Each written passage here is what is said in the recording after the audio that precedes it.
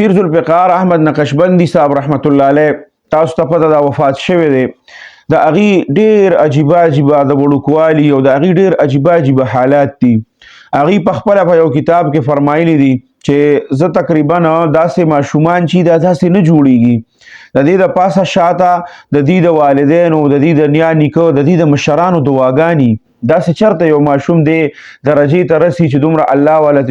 الله جوړ کی او الله سره دومره نږدې تعلق جوړ شي. هغې به فرمایل چې تقریبا او دا ګوره دا ډېره غټه خبره ده، 35 فیکټریانې داسې وې چې د هغه به ځینې ګراني کوله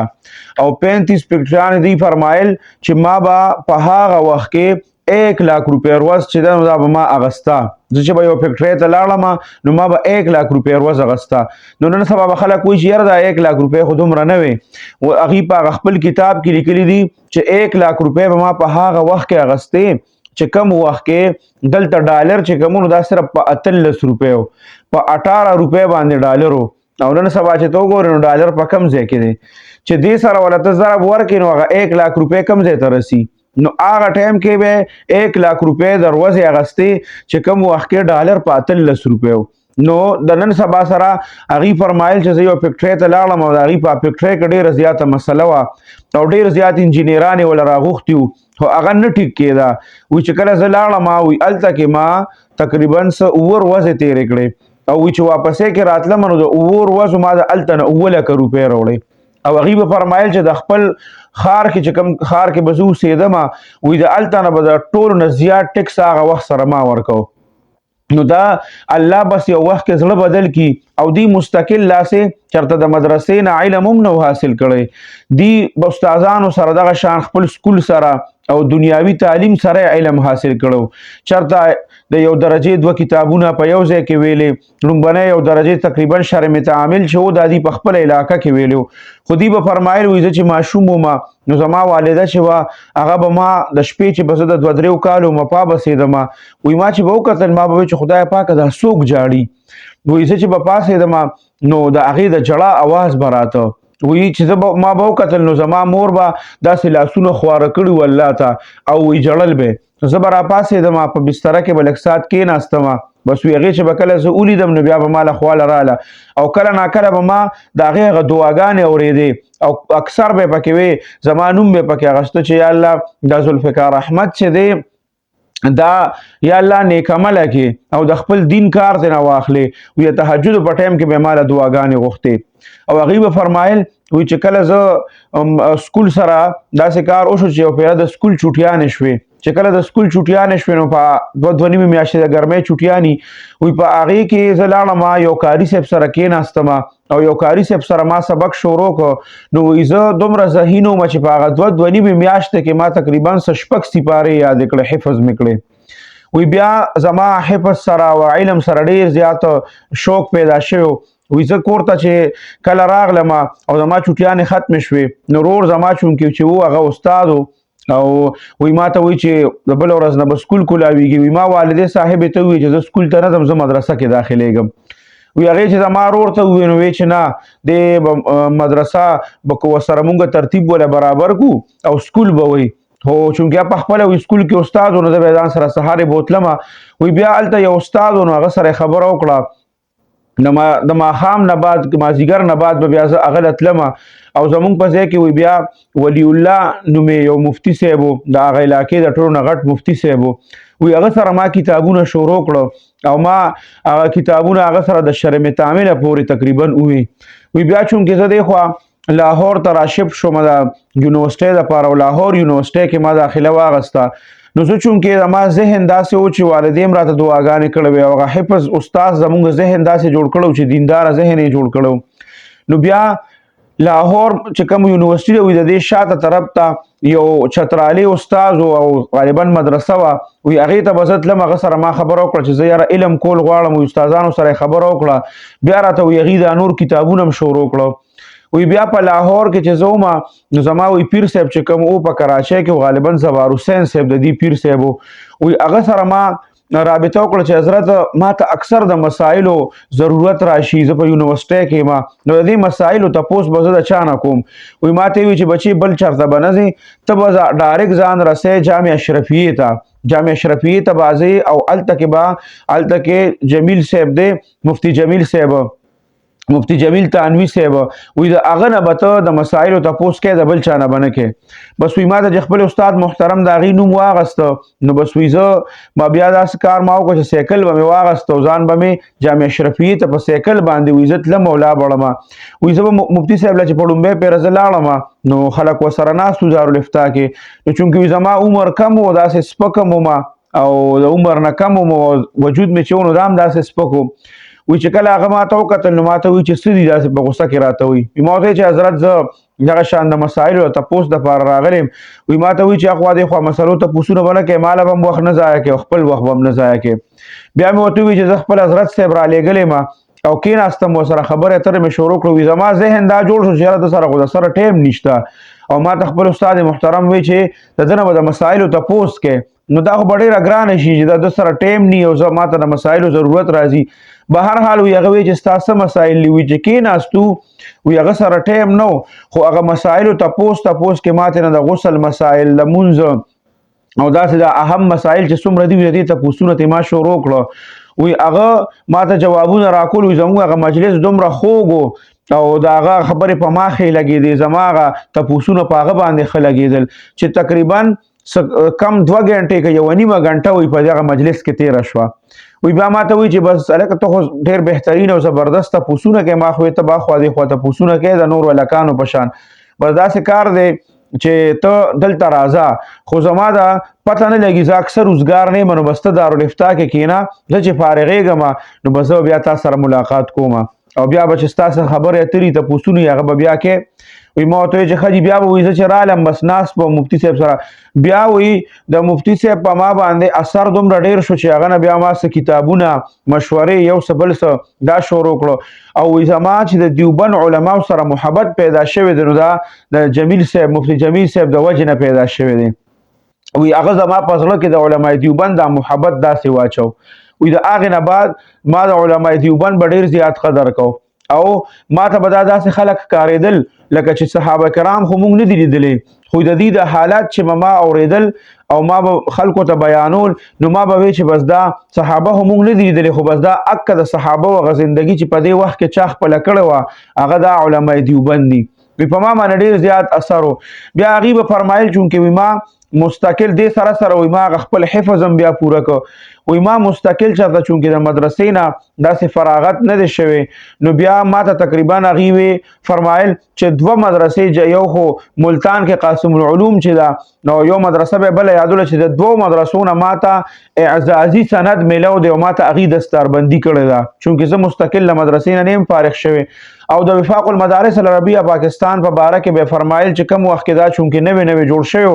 وی ما خپل استاد محترم ته وی چې زه د وفاق امتحان ورکول غواړم وی زما استادان هم امتحانات خو د وفاق نو ورکړی هغه ټایم وفاق نوې جوړ شوی وی ما ته وی چې د کاغذ په سند باندې سکه بس علم حاصلوا چې کم زره ته ملاویږي بس هلته کې علم حاصلوا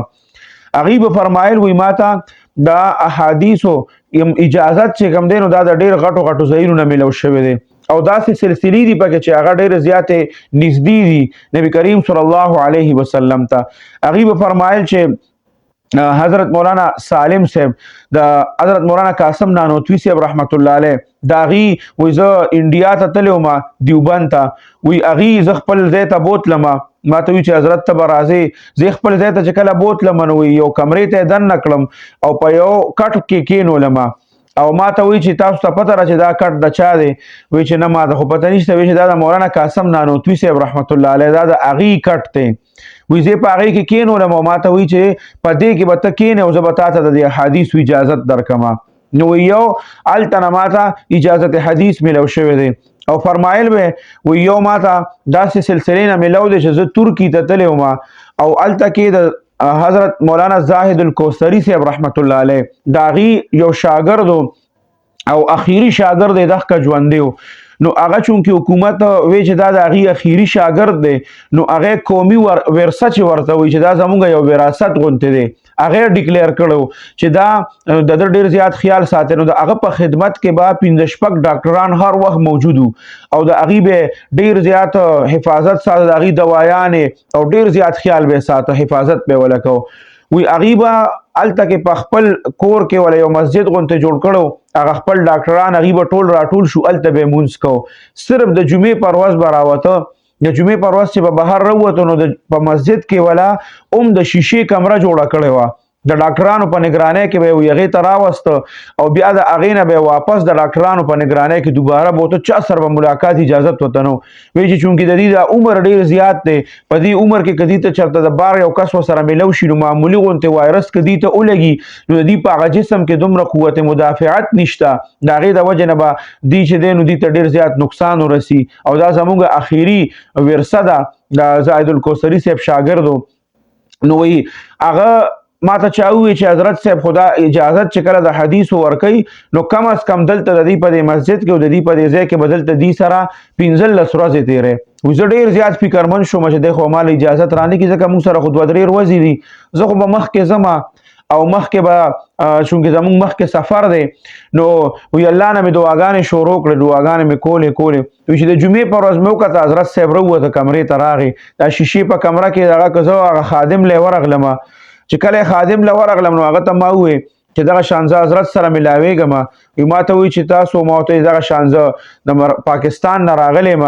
او پیر ذوالفقار صاحب نوم مې ورته خپل واغسته وی زه هغه یم وی چې ښه حضرت صاحب تا سره به خامخا ملاویږي وی حضرت صاحب ته یې وویل نو هغه ورته وی چې بالکل زه ملاقات کوم وی چې زه کله کمرې ته ورننوتم نو ډاکټرانو زه نه پرېښودم وی ډاکټرانو ما ته چې اجازت نشته وی ما ته چې حضرت اجازت کړی زمام خواهش دی او د هغې خواهش دی وی هلته کې هغه د اواز چې واورېد د خبرې اترې نو ډاکټرانو ته ویل چې پرېږده که د ده د وجې نه ما ته وایرس ولګي هغې وي زه د دې وجې هم نه پرېښودم چې ته پاکستان نه راغلی تا ته ویکسین وغیره هم نی شوی نو هسې نه جراثیم حضرت صاحب ته ولګي وی زه به هر حال لاړم وی هغه ورته ووي چې راپرېږدی که د د وجې زه مړم شم خیر دی وی لاړه بیا راته اجازت حدیث راکړو ډېر زیات مینه محبت یې را سره وکړو او بیا یې فرمایل وی یو پیره زه بخارا سمرقند ته تللی وم وی هلته کې زما د ټولو نه کم نږدې سند چې بیا یادو غالبا همدغه یادو چې دا علامه شامی صاحب رحمت الله علیه ابن عابدین صاحب د هغې چې و نو تقریبا یو شاګردو وی هغه ماله چې دی نو هغه سره هم د ملاقات ډېر زیات ملاقات ورسره چا نه شو کولی خو ما خپل خادم ته وویل چې یاره ته لاړ شو د حضرت صاحب نه ټایم واخله چې ملاقات ورسره وکړو اجازت حدیث راته راکړي وی هغې چې کله ما ورته دا خبره وکړه خپل خادم ته نو ما ته یې وی چې هغه خو بله ورځ ما ته هغې سوال جواب رالیږلی دی چې زه خبر شوی یم چې پیر ذوالفقار صاحب دلته راغلی دی نو هغې سره به زه ملاقات کوم تاسو دلته کښېنئ هغې ته زه وایم هغې به پخپله راشي وی بیا هغې راغله او ما ته د اجازت حدیث هغې راکړه او غالبا هغې وی چې پاکستان دا څومره علما چې دي وی د دې تقریبا څه په 100 واسطو سره د دې د سند چې کوم دی دا نبی کریم صلی الله علیه وسلم ته رسېدلی دی او هغه سند چې کوم وی ما ته هغې د اجازت حدیث راکړه وی هغه تقریبا څه په 15 واسطو سره رسېدلی دی نو هغې به فرمایل چې بل اجازت حدیث وی یو عالم وی زه حج له تللی وم وی د عرب علما ورته ناستو راغله وی د حدیثو کتابونه ورسره ما کتل د لرې نه وی چې ما وکتل هغې راغله کېناستل ورته وی د حدیث یو کس ووي او بیا هغې ته اجازت حدیث ورکړه وی ما تپوس وکړه وی داسې اوچ کلاس عالم وی ما تپوس وکړه دغه خادم نه چې دا څوک دی وی چې دا خو مولانا احمد علي صاحب دی که نه په انګلینډ کې غالبا پاتې کېږي او دا د عرب علماو ته چې دی نو دې ته اجازت حدیث ورکړه وی ما خو چونکې داسې نه پېژنده نو بیا مې ته تپوس وکړه چې د پاکستان علماو سره ملو شوی دی وی چې او شیخ الاسلام صاحب چې کوم دی مفتي تقي عثماني صاحب حفظه الله هغې ته هم د اجازت ورکړی د حدیثو بس وی بیا مې نورم شوق سیوا شو وی کله وی خادم چې ورته وویل اوس وی هغې ما له راپاڅېدل زه د مخکې نه پېژندم خو لومبنی شرط په ما سره دی کې علماو چې کله ما اجازت حدیث راکو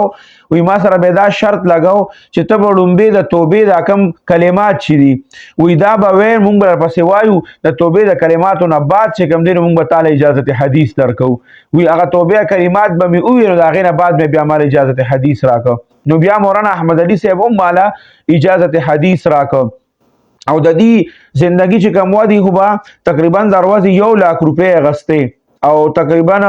هغه ټایم سره ډالر وی په 18 روپیو نو د هغه وخت سره ما ډېره غټه تنخواه اخیسته وی زما کور والا ته پته نه وه چې دې دونه غټه تنخوا اخیسته خو ما زړه کې اراده کړې وه چې زما عمر کله 40 سال ته ورسي نو زه به بس دا هر څه پرېږدم او بس زه به بالکل فقیري اختیاروم او الله سره به خپل تعلق جوړوم. وی چې کله زما عمر 40 سال شو نو بس ما هغه هر څه پرېښودله. وی کومې فکټرۍ کې چې زه په اخره کې ومنو تر اخره پورې وی د هغې زنانه راغلې وې زمونږ کور ته نو ما سره به کار کول ته یو کس هغه زنانم پکې وي زما کور ورته وي چې تا ته پته را چې ستا د خاون هلته څومره عزت وي ما ورته چې نه پته راته نشته وي زما کور والا ورته وي وایي چې دله به 1 لاک روپۍ تنخوا هلته ورکوله ده به 1 لاک روپۍ تنخوا اخېسته وایي او هغه وخت سره 1 لاک روپۍ ډېرې زیاتې وې نو وایي چې کله هغې لاړه نو هغه فکټرۍ والا به ما ته وایي چې ګوره ستا نوم اوسه پورې موږ نه دی کټ کړی ته موږ سره اوس هم دلته کې نوکر نو وی چې کله لاړه نو هغه زنانه لاړه نو ماسخوتن ټایم شو زما کور والا چې کله راغله زما خواله وی ما ته وی چې تا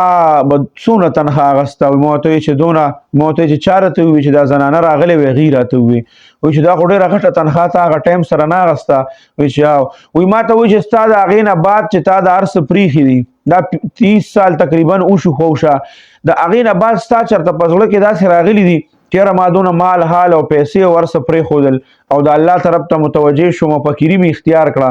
وی چې ما ورته خپل کور والا ته وی چې 1 سکند دپاره هم زما زړه ته دا نه دي راغلی چې یاره ما هغه مال دولت هر څه پرېږدو او الله د هغې نه نور هم زیات کړي دي دا هر څه دا ته ویني نه دا ګاډي یو څه بل څه دا څومره هر څه الله راکړي دي دا د هغې نه بعد الله دومره زیات کړي دي نو تعلیم په بهر ملکونو تقریبا 60-70 ملکونو دی باقاعده سفرونه کړي او هلته کې د دین محنت به یې کوو خلکو ته په اواز کې او په بیان کې به یې داسې تاثیر و چې یو پیره به شروع که بیان نو که ګنټار څومره بیان به یې کوو بیا به څوک خوځېدي نه شو داسې په ترتیب او د هغه سره به بیان کوو بهترین انداز سره نو الله دې د هغې مغفرت نصیب کړي او الله دې دا کوم محنتونه چې کړي دي دا ډېر ګران کار چې سړی انګلیش داسې انګلیش کې به بیان کو چې بهر ملکونو ته به لاړه بهترین په انګلیش باندې ورته عبور حاصل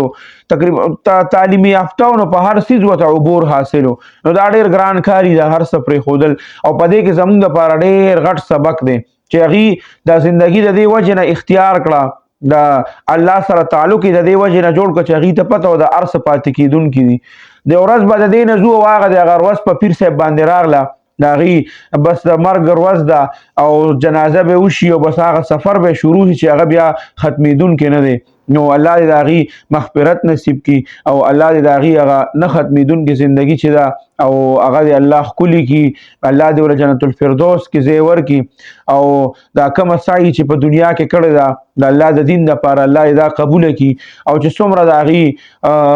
خلفا دي یا د هغې مریدان دي شاګردان دي محبین دي نو هغې دې الله د دې په نقش قدم باندې د تلو توفیق ورکړي